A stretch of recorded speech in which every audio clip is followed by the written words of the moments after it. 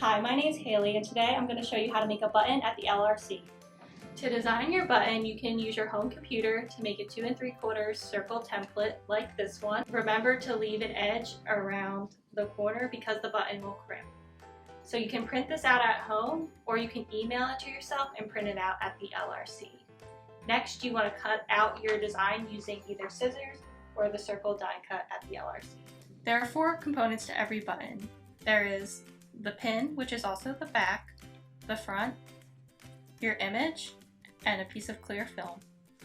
So before we physically start building the button, we need to reset the machine. And the way that we do that is you start with the lever on 1, you're going to press down, and then move the lever to 2, press down again, and you're just going to repeat that step a few times.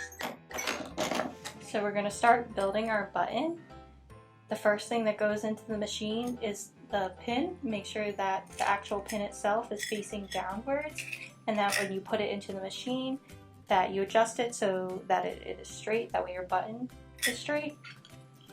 Next we have our top of our button that goes in next, and then our image, you just place that on top, and then last we have our piece of clear film. So we're going to start with the machine at 1, then we're going to press down,